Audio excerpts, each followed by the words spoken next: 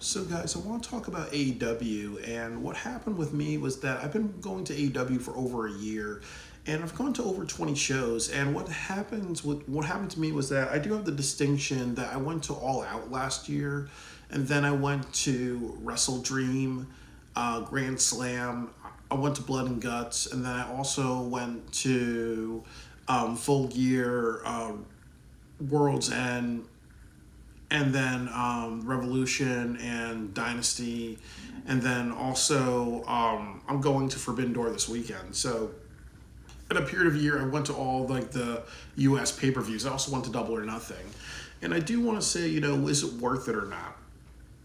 And what I would kind of say, is it's both a yes or a no, really, with AEW. That I definitely think I feel a little bit like a black cat almost because I know like this was kind of like the decline of AEW. What would have happened if I did it like the first year or the first 2 years where I was able to go to every like pay per view, live attendance. I think I would have had a better experience. But I would kind of say that it's always really fun traveling. And I always tell people too that you should not just go to these wrestling shows. You have to explore the city. So I really enjoyed. For example, the best pay per view I've seen really is Revolution, where Sting retired. Because obviously that is historic. That is a part of wrestling history. But I also like that I explored the city a lot in Greensboro, and then also with Dynasty, same thing. I was very elated to see that legendary Bryan Danielson versus Will Ospreay match. I mean, even Okada versus Ospreay, but Will Ospreay versus Bryan Danielson, seeing that live and just seeing what they did, it was transcended. Like I legitimately was like jumping up and down like a dog about to get that piece of bacon. I was like jumping up and down. I was so freaking transformed, and also seeing Swerve win was actually big moment for me really, and also going to Pappy's, which is like the best barbecue you possibly get, so it gives me a lot of great memories. But I would always say, I think overall, yes, it's worth it. But there's some things you got to be careful of. I think the biggest thing that I've said on my channel, my prior channel, this one I'm rebuilding, is that you Double or Nothing, you have to be very careful. Do not get tickets through MGM Arena, because what happened was I was supposed to get ringside seats, and they actually switched the numbers around. So therefore, you were paying for ringside seats, and then you actually were moved towards the stage, and that's not okay at all, really. Imagine if I was going to see like Michael Jackson in concert, and I was actually told, what, you're gonna be seated where the entrance that he walks down. Let's say if he had walked all the way from the entrance to the middle of the arena to do his performance, I would not be upset that I got. I would be very upset that I paid so much money and then I didn't get the seat that I wanted to. And AEW just can't do that because that's bait and switch. And ultimately, if I was just going there for the show, which I was, but did the Grand Canyon tour, did other things. If I was just going there just for that, I would have felt really like, what, I took off time for work, I did all these things just to get screwed. And I'm not one of those people that are like, yeah, I had a great time, so therefore I can let it go. No, if you screw somebody over, you screw somebody over, really. I would kind of say that the other issue with AEW shows is that sometimes they're too long. I think that one big problem with AEW is that if you go to their live shows, there is a certain point where you feel a little too tired. Like it's honestly like you're excited, you feel tired, and then the 3 or 4 main event matches actually get you energized. But I think like with Double or Nothing, I said to myself, I was very lucky I was in the Pacific time zone, because imagine if they had Double or Nothing on the eastern side, it would be close to 1 a.m., and that would be way too long to watch or digest. I think it was actually like a 7-hour show, which is beyond ridiculous and disrespectful, because like the maximum should be 5 hours, and that should be for Double or Nothing or in Wembley Stadium. The maximum should be 5 hours, but it should not. But most of the time, they should be having 3 hour 4 hour shows. You start at 7, do the buy-in, and then the 3 hours, and you end at 11. But if you always do 6 hours or 7 hours or 8 hour shows, like what happened with New Japan a few years ago when I think they had Omega versus Chris Jericho, like that was unexcusable. You don't do that because that's disrespectful. Or even like Forbidden Door coming up, like they have like 10 matches, so there is a worry that they may do something like say, okay, this is this epic Japanese NJPW, Mexican CMLL, AEW USA like extravaganza, and they may do something like say, okay, since we're having so many people and it's gonna be really awesome and kick-ass and all that, really we're gonna make it like 7 hours or something like that. And I think most people wouldn't like that. I think that's also the other issue, that the shows may be too long, or it's as I said, that I think that a lot of people are starting to see that AEW is a vanity project company. And that's why they're not successful. They care more about, I think, what Tony and wants to do and what his fan group wants to do than actually building an audience, really. So sometimes you may have shows that are a little too long. So that's an issue. I would kind of just talk about some experiences that I would say that the best show I ever gone to, as far as just regular TV shows, it was the Philadelphia show. I remember seeing Okada, shaking hands with RVD, shaking hands with Bryan Danielson. That was when Ric Flair came out. I was like doing that bow and whatever, and then I got ringside seats. Like that was for $100. That was a really great experience, and being in Philadelphia was good. It was bad because the next day there was this homeless woman that was out at a 7-Eleven, and she was begging for change, and I didn't give her some change, so she was trying to pick a fight with me. She was calling me like some very hurtful slurs. Just black woman sound like Uncle Ruckus, and I just responded back to her. But it was a situation where people more cared about me, about what I said back to her to put her in her place. But I just kind of remembered how that was the best show, but that kind of soured it. But then I was like, nah, it's still the best show because I remember seeing all those celebrities and how it put me in a very high mood and stuff like that. I would kind of say that I also remember like when I was traveling from Connecticut to Michigan to Oregon to Hawaii. That was a really great trip because I remember stopping in Michigan to see RVD, and then I remember that when I came back from Hawaii, there was the Collision show, and then there was Wrestle Dream and Edge appeared, and I was like, I honestly lost my voice while I was still screaming because I was just excited to see that. Like that was a transcendent moment. Edge doesn't remember this, but I remember grabbing him and giving him a hug because I was like, this means a lot. This mega star. You can say CM Punk is the biggest star they ever signed, but no, it really has to be Adam Copeland, because obviously he's done a lot more. He's done a lot more in AEW. No, he's done a lot more with WrestleManias and other things like that. I think that the thing about CM Punk is that there is so much. He's not really. He's not been really given the opportunity to do the best that he can do, really. In AEW, he was able to get some opportunities, but not as much as he deserved, and him not being there, obviously, him not being there is also just, a lot of potential that he could have lived up to.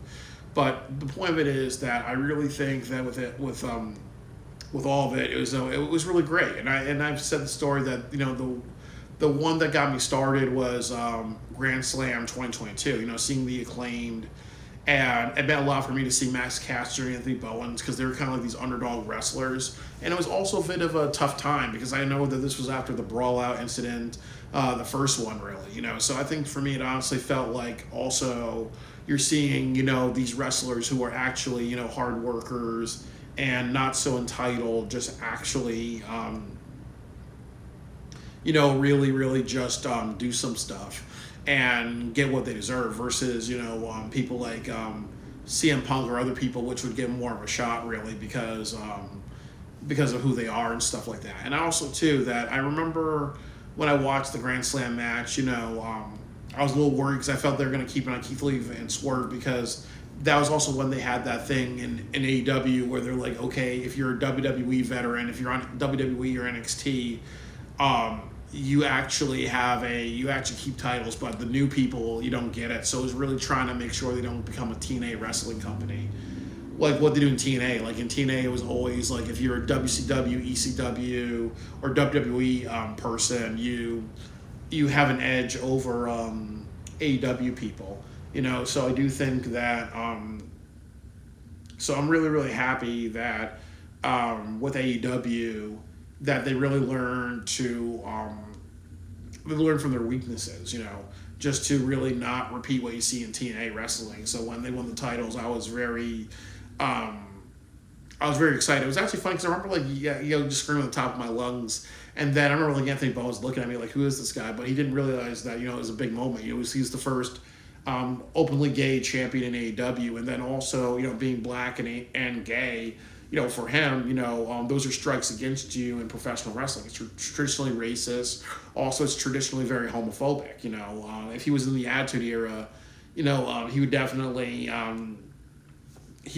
not be getting those opportunities, and he would be playing a gay stereotype. If he was open about being gay, so yeah, it was a lot to see that. And then I remember Full Gear, that was down New Jersey, from Connecticut, not that far really. And I remember MJF became champion, beating John Moxley was another big moment because again, this is your first of your four pillars, is your first AEW person, and then AEW original. So it was a passing of the guard really. So that happened. And I remember I just went to a bunch of shows. I didn't go to a bunch of pay-per-views. I didn't really travel that much. I think the first, and as I said, like the first one I went to was a Chicago show, All Out, after the Wembley controversy. And it was just because I had like a 3-day weekend. And I remember feeling a little bit worried when I went there because I was like, is the Chicago crowd going to riot because they're not happy that CM Punk got fired? But I really appreciate Tony coming out and just cooling the crowd, really, because even though, we saw how he was in fear of his life, really, it showed that he really cared about his company because he chose to speak out. But actually, this was kind of like the downfall of AEW. This was kind of like the killing of all the goodwill. Was the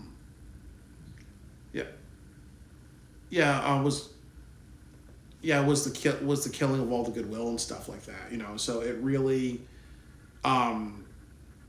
It was really just kind of painful and all that. And then you were riding kind of that momentum. And I would also kind of say that another thing was that, then that was kind of really the momentum when I started going to the shows. I went to All Out, then I went to Wrestle Dream, and then I also just, at Wrestle Dream, saw Edge, and he was kind of really like trying to revitalize AEW. And then I went to Full Gear, and that was a bad show. I did not like Jay White versus MJF because with MJF, what kind of happened, like Jay White lost to the one-legged man, and Jay White is a great example of a wrestler who has a lot of potential, but they just book him very, very poorly. And they kind of give him the trios title as a consolation thing. So definitely with Jay White, it was also kind of like really when I started seeing the pay-per-views, we were seeing the AEW problems. Like obviously CM Punk highlight backstage drama that this was not really like the cream of the crop of professional wrestling. They had a lot of issues, and then with that, you kind of symbolize what a lot of people were saying about AEW. They're going to hire these really big stars from other companies, and they're going to expect them to be the lifesavers. And Adam Copeland wasn't that. And it's he's passionate, but he wasn't. He was passionate, but he wasn't that person. He wasn't really like a needle mover. And then when you watched Full Gear, you see Jay White, and Jay White was also that wrestler too. He was the NJPW guy, and they booked him in a really stupid match. I know that they were trying to swerve the audience because a lot of people knew MJF was going to win, but it should have been MJF versus Jay White, not without the whole injury angle or anything like that, really. The next thing that I would say is that is that after that, there was Wrestle Dream. I don't know. No, after that was after Full Gear was World's End, and that was also another thing, like the whole MJF Devil storyline. And I remember like how a bunch of people were really upset with the reveal of it being Adam Cole because they felt that was too like cliche. And then also people were saying in the audience that really sucked the life out. And then also with MJF, he was very responsible with his reign. Like he really just cared about dumb comedy. He switched from being like the jerk, like kind of like a Roddy, like kind of like an Eric Cartman, Roddy Piper type of wrestler, like kind of like the a-hole.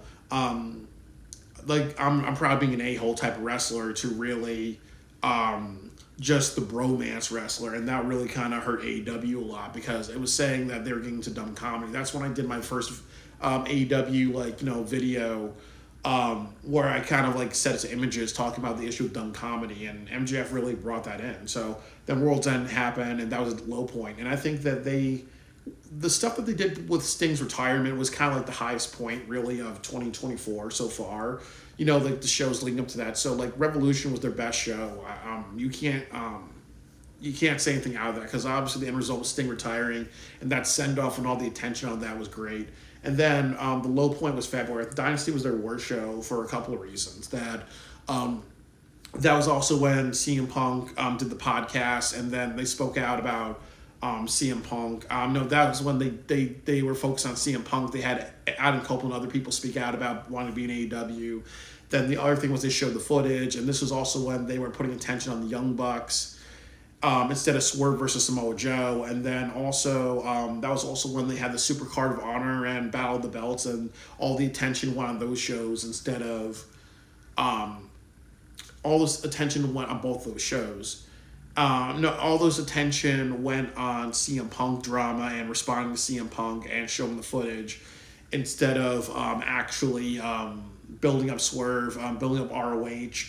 And as I said, and as I've been repetitive about, that ROH was in WrestleMania territory. And that because it was in WrestleMania territory, they should have treated it like a big deal. And it's very unfortunate that they didn't do that, and they didn't say like, okay, we matter in WrestleMania territory. It was really sad that CM Punk drama mattered more. And this was also when another rise in Tony Khan's very emotionally immature tweets and stuff like that. So it was really like the low point of AEW. And then, we had Mercedes Moné come in at the Boston show, which I went to. And then actually it was a bit of Vitality, but again, they didn't really have her have a match. They didn't really show what she could do until Double or Nothing. And then after that, I went to Double or Nothing, and I've talked about what happened to me with the bait and switch. The show was a little too long. And now it really feels like, I think what we see with AEW is that they just want to do what they want to do, really. They're almost like TNA wrestling. Like, they don't care about what works. They care about doing what they want to do. Even like with Forbidden Door, like I said, like there's a lot of matches. Tetsuya Naito versus Jon Moxley, Mina Shirakawa versus Toni Storm, something I think Serena Fakir, if I'm saying her name correctly, versus Mercedes Moné, Hechicero versus MJF. They could easily do the Acclaimed versus they could easily do the Acclaimed versus the Young Bucks, or they can do the Christian Cage Patriarch versus Jay White and the Ass Boys. They can do all that stuff. They should have those two matches. That would make the show actually really good. But they care more about Japanese wrestlers versus AEW wrestlers, or Mexican wrestlers versus AEW wrestlers, and most people don't know who the hell they are really. So that's kind of like where we're leaving off with AEW in my travels. That I think that, unfortunately, I think it was also a journey of seeing the low point of AEW, all the weaknesses. Just to reiterate, backstage drama, over reliance on box office draws from other companies that don't fit into the AEW structure that well, or are not booked that well.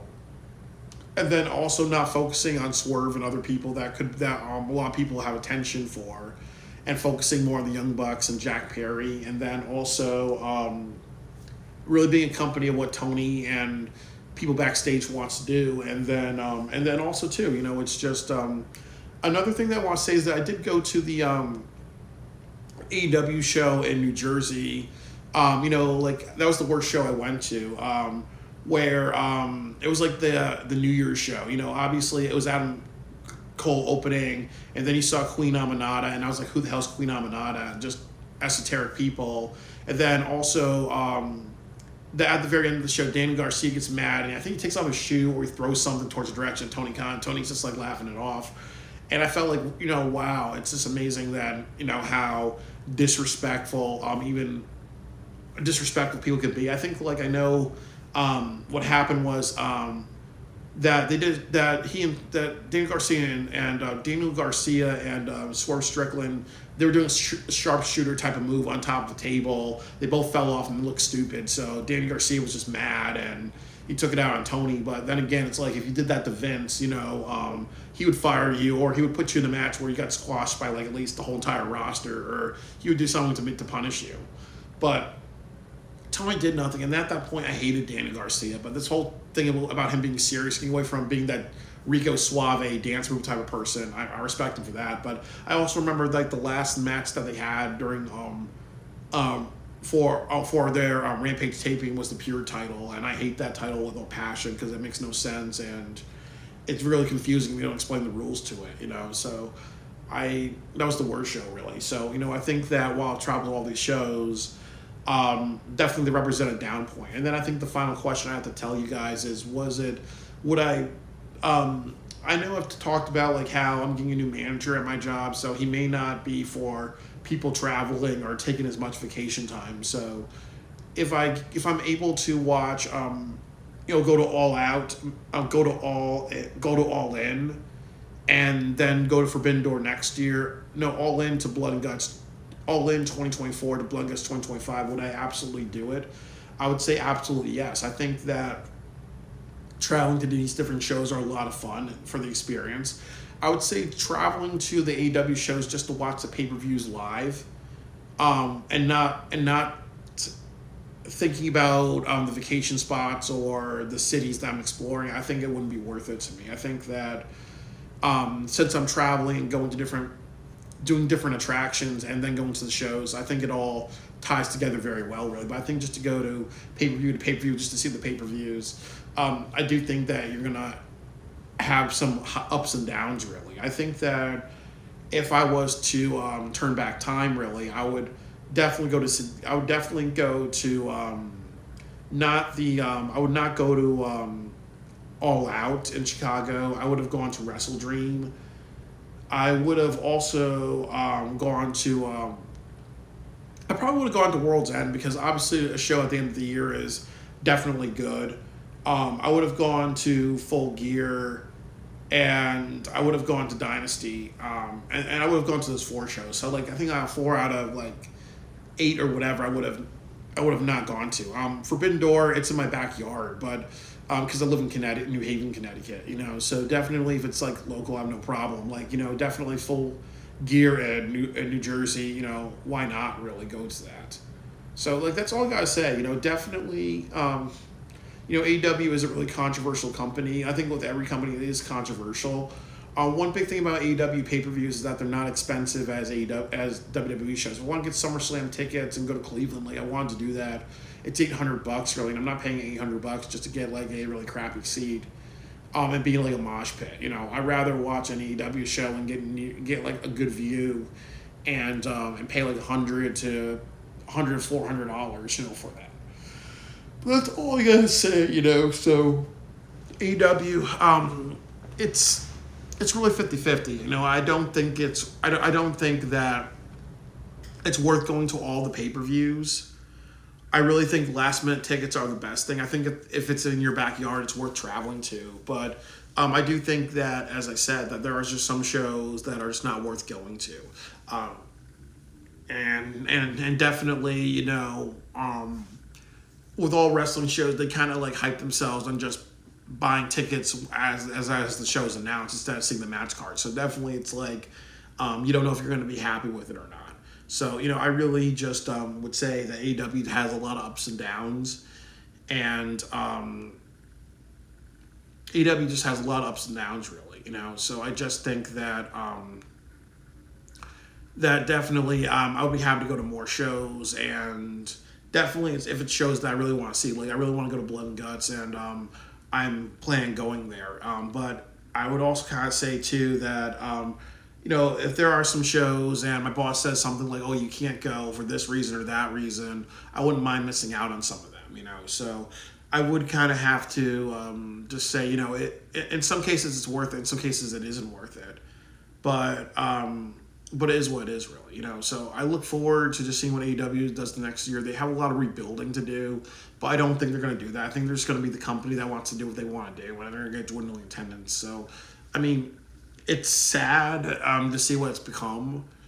And definitely when you go to all the shows, you definitely can see more of the problems. But I don't think that Tony Khan cares about fixing the problems. I think he's just got to the point of just stagnation, So it's definitely an interesting experience, but it's definitely a sign of AEW.